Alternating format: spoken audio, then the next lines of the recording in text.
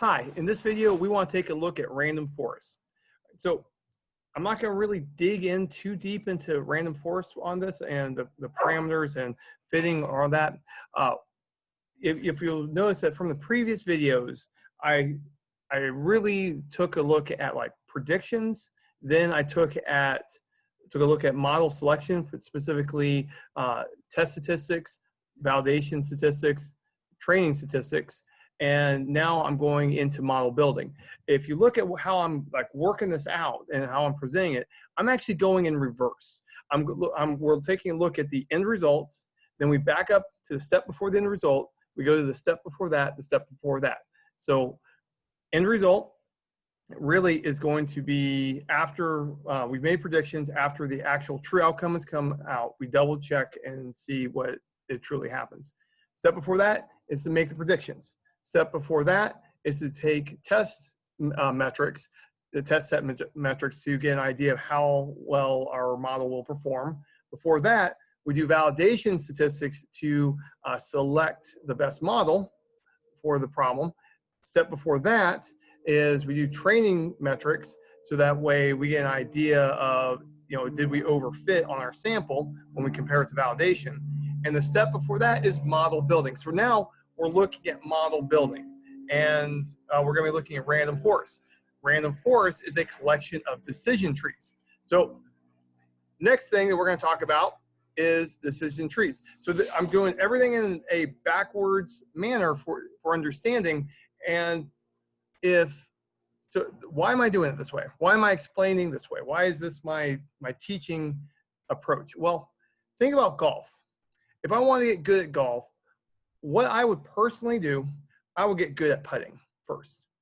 And then I would get good at, golf when I'm just off of the green. And then I get good at golf when I'm a little bit further from, from the hole. And then I'd go a little bit farther out and then a little bit farther out. And so I'm starting with like the end goal, getting good at that. And then I step away from the end goal and I build upon the skills I've already developed. And that's how I feel you should really understand machine learning. Machine learning, you want to look at really the end steps first, understand those, and then go backwards from there. So let's go ahead and take a look at random forest. Once again, we're going to take a look at the ultimate Halloween candy power ranking. So remember, in this data set, what they did, they took candy A, candy B, which one's better? And then the person selects it. Then candy A, candy B, which one's better? Candy A, candy B. And they did this over and over and over. And then they collected what % of times did each candy win against the other candies. All right, so there's over 269,000 votes. So, I mean, that's a good amount of data. We can work with that. Here are the fields in the data set. And win percentage is our target variable. So this is a regression problem because this is a numeric value. All right, so let's go ahead and let's start working through this. So if I want to build a random forest, let's go, and I always just, load Seaborn and matplotlib, just that kind of honestly just have it. And then let's go ahead and get NumPy going and pandas. So let's go ahead and get the actual data set, CD, because it's our candy data. We can kind of take a look, see what it looks like. All right, so what we want to do, we want to take all of the fields that are predictors, and we're going to call that X. And then we're going to take our target variable, call that Y. Now we want to go into sklearn ensemble, and we're going to import random forest regressor. Okay, so why is it called an ensemble? Well, a random forest is a collection of decision trees. We haven't talked about decision trees too much, but we will. And since I have a whole bunch of decision trees, it's a forest of decision trees. And so I have actually, there's a whole bunch of submodels. Each decision tree is a submodel. I put them all together to create an ensemble model. And that's why it's the ensemble part of sklearn. All right, so now when we do our random forest, we have random forest regressor and random forest classifier, the two ways that we do this. If it is a classification problem, such as when we want to go good or bad, yes or no, red, blue, green, something like that, categorical data, then I want to use a classifier, not a regressor. If I have a numeric target, then I want to use a regressor. And you can see that we have a whole bunch of parameters in here. So in estimators is the number of subtrees that we're going to have, and the default is 10, which is surprisingly low. Most software use 50 to 500. SAS's beast of a system for machine learning, which is Enterprise Miner, they have I think 50 is the default, and if we look at ours Ranger package and Random Forest, I think it's 500 each. Generally speaking, we'll get better results with more. Also, the more we have, the more of like a variance distribution estimates we have. Now, the criterion, we have to specify what do we call how do we measure error? And the default is mean squared error. Also, all of these values here are the default values, just so that we know what it's going to be. Honestly, I think that you should use mean absolute error. It's easier to interpret, but mean squared error has a lot of nice properties in regression, and because of those nice theoretical properties, we teach a lot when we teach like classical linear regression. And so because people are more comfortable with it, we need to be able to use either one. Now, max depth here is it just lets it go. It lets it fit it as is, where we don't specify. Okay, so when I talk about a regular decision tree, if I have just one, the goal is to have like the perfect depth, like throughout. If I have a random forest, my goal is actually to overfit. And then if I have gradient boosting, like stochastic gradient boosting, I actually want to have shallow trees. I want to have I don't want the trees to be very deep. I'm going to talk about depth of trees later, but this regular decision trees, I want like optimal depth.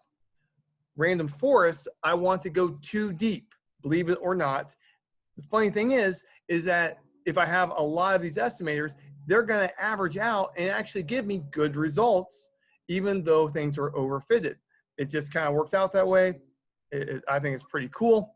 And then things like stochastic gradient boosting is that the trees are actually too shallow, but because of the gradient boosting aspect, it actually works out better if all the trees are too shallow. All right, the minimum sample size, well, to do a split here is 2 on the default. All right, what is this saying? How many observations do I have to have at least to be able to split a node? All right, we haven't even talked about what a node is, what a leaf is, anything. Just, just bear with me. Now here, what is the minimum sample size to have in a leaf as is a terminal node? Here we've got minimum weight fraction in a leaf. The maximum number of features is auto.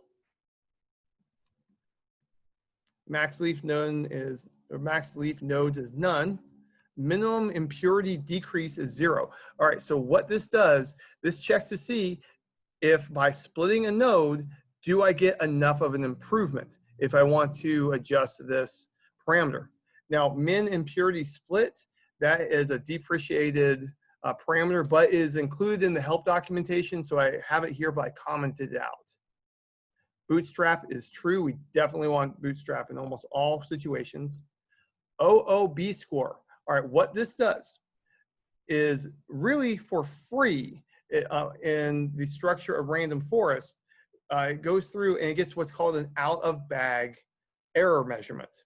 And what is out of bag? Okay, what is it? So random forest, why is it called random? Well, what the algorithm is going to do, it's going to build a decision tree, in this case, 10 different times. Each time it's going to go through, and it's not going to take every single predictor field that you have. It's going to take a subset of them. Usually the square root of the number of columns you have is a very common number to go with. Furthermore, it's going to go with a subset of your observations. So it goes with a subset of your columns, your predictor columns, and a subset of your observations. Okay, well, all those observations that you did that were not used in that tree can be used to estimate your error rate, because those weren't used to train that individual tree. And so out of bag score comes from using the observations that were not used to build the individual trees. My personal experience is that this the OOB score will be somewhere between train and the validation statistics. And I find that it's honestly usually optimistic, but I mean, you get it almost for free.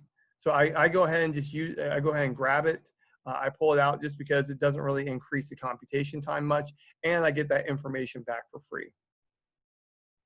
All right, number of jobs. This is, I believe that is for parallel programming. Random state is what I specify for if I want to be able to reproduce this.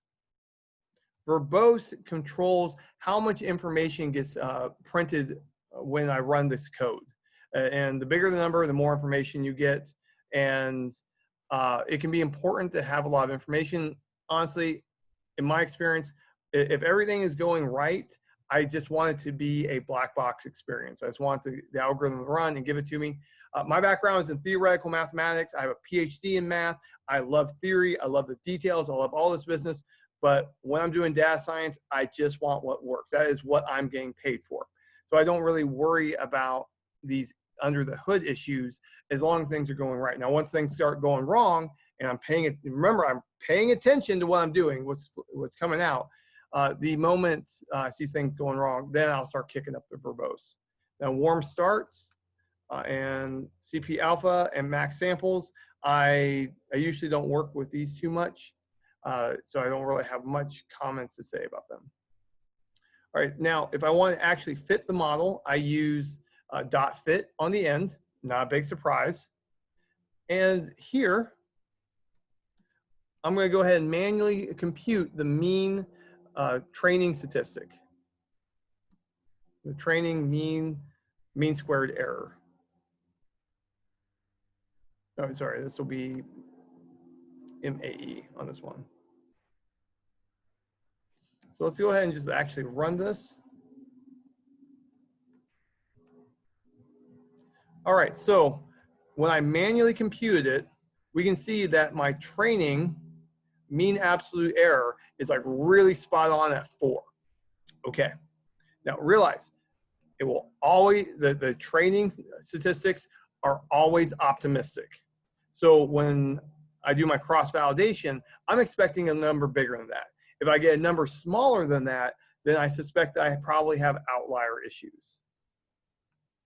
So let's go ahead and let's get mean absolute error pulled from sklearn metrics, and let's get make score so we can use it inside cross-validation. And let's go ahead and define MAE score using the make score function. Now let's go ahead and pull in cross-validation score from sklearn model selection. All right, now let's actually do our cross-validation.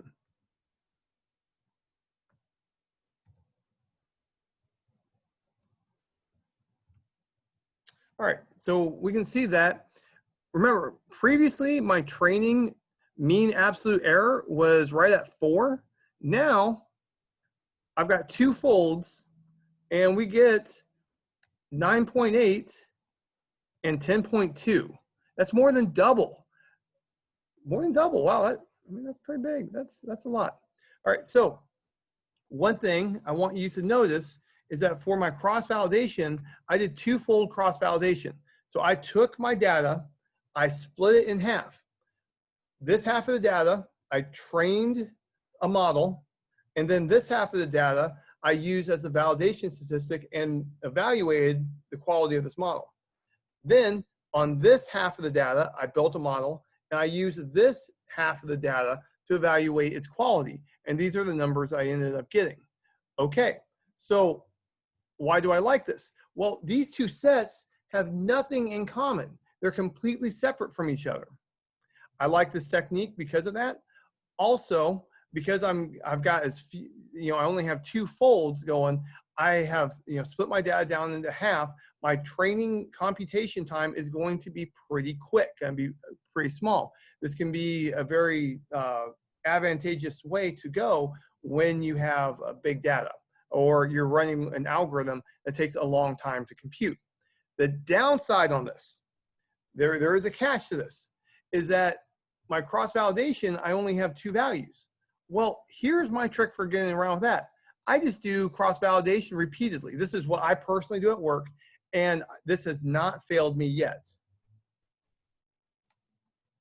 So I can do this again. And we can see we get 10.9, 10.6, 9.4, 10.3, 9.1, 10.0. And we can see by doing this a bunch of times, these numbers are pretty stable. I'm looking at high 9s to low 10s. Now, if that's good enough for the project I'm working on, then I'm going to go ahead and accept this model and I'm going to move on. Now, if I want to do better, what I can do, I can go into the parameters of the model and I can start trying to fit a better model by changing these parameter values throughout. So I can change the number of minimum samples to split. I can change the number of minimum sample leaf. I can change the max features. I can keep on adjusting all of these values except for the criterion, because the criterion, is pretty stable. Yeah, if I want to be able to compare things, I need the same criterion each time. But by doing this repeatedly, I get a feel for the distribution and I start to understand better what's going on with this model. Now, also a reason why I do this, I personally found that if I'm in a situation where my training statistics are worse than my validation statistics, then I probably have outlier problems. Well, what I can do when I get to that point, I can look here and I can go, hey, which test set has the outlier? Because the one with the worst metrics is probably where the outlier is. I can start looking. By doing this twofold aspect, it helps narrow it down for me pretty quickly. So I understand, or I know where to look to get my data. And inside cross-val score, we can actually define a dictionary that gives us the parameters that we want to search over. But we'll save that for a later video. So we can print the results.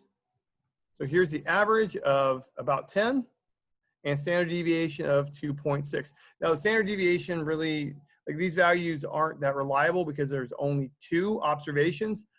But if I do this repeatedly over and over and over, repeated twofold cross-validation, and I take the average of all those, and then I take the standard deviation of all those, I'll probably get a pretty good estimate. All right, that's all I've got for you. I hope you're having fun. Hope you're doing well. Take care and goodbye.